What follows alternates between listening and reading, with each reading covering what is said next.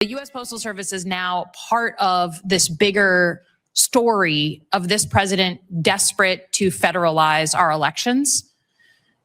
He has tried every which way to say that if he and his party don't win in these November elections, they were rigged. He said it in the State of the Union. You are being used as part of a much bigger story that this president is trying to play out, where he does not believe elections that he loses are valid elections. He's willing to do just about anything to show that he's actually a big winner, no matter what he does. And I just ask you, as a professional, as someone who's done serious things in your life, please push back on being a pawn in this authoritarian playbook. The Postal Service is one of the most important institutions in our country. Don't taint it with the obsession of this one man. Please push back. You know, one of the things about politics that's different than business is that there's a lot of people who love to talk here. When I came in, it was interesting. I had my team put together this very fancy binder. It was about post office reform. But the hearing has turned into a mail-in balloting conversation and principles of the Constitution, which is very, very heartwarming to somebody who swore an oath to the Constitution when I became a U.S. citizen when I was 18. So are you familiar by any chance? I don't expect you to, but just in case. There was a bill that the Democrats brought up during the Biden administration. And as you know, bills are numbered. So bill number 1 is the first one they do. And then I think we're now in bill number 5,000. But it's called HR 1. And then it was also S1. So meaning it was the number 1 priority of Democrats in the House and Democrats in the Senate. Do you remember what that bill is about? I don't. You wouldn't. I wouldn't expect you to. I was like, you're a business guy that paid attention to all this stuff. It was called the For the People Act. The Democrats are phenomenal at false advertising. So what the For the People did is it basically nationalized our elections. So this bill that they had that was their number 1 priority was about nationalizing the elections. So I know that we live in a world where there's supreme hypocrisy, but the idea that Democrat witness after Democrat witness, instead of talking about how to fix the post office, we're talking about the scandalous idea that somehow states' rights were being violated. And yet, 3 years ago, they wanted to take over the entire election system for the United States of America, not to give it more voter integrity, but to diminish voter integrity.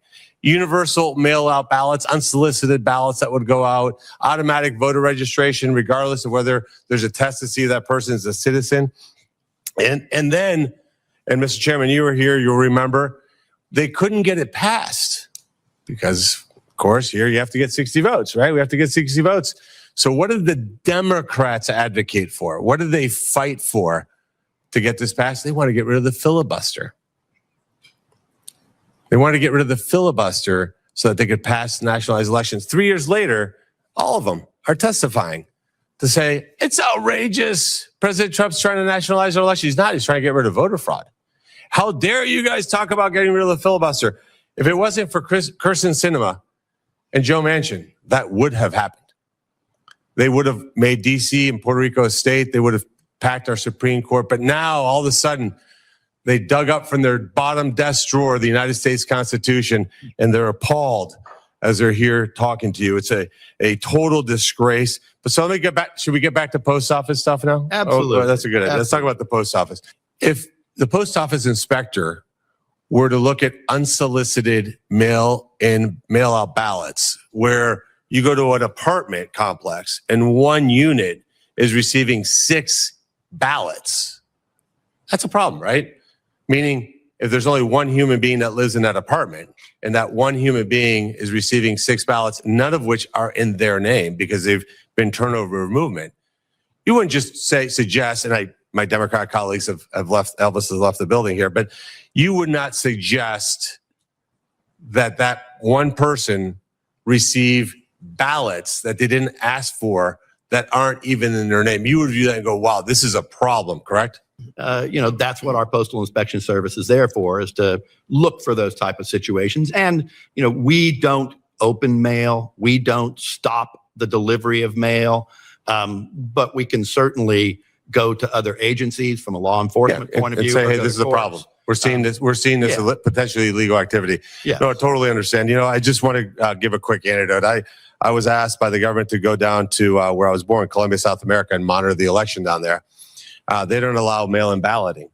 And I asked the registrar, I said, well, why don't you allow people to vote by mail? There's some people who can't get to the polling locations, et cetera. And obviously we're in Colombia, so we're speaking Spanish. He turned to his aide and said, I don't think the senator is saying the right words. I'm not understanding his question. So I repeated it, and he looked at me quizzically and he said, well, if you just mailed somebody a ballot without knowing who they were, or who's receiving it, that would open the door to massive fraud. You'd have to be totally and completely insane to run an election that way. This is a country with the GDP of the size of LA, lecturing the United States of America on why our elections should be run better. And I think we should look at that as a moment of opportunity.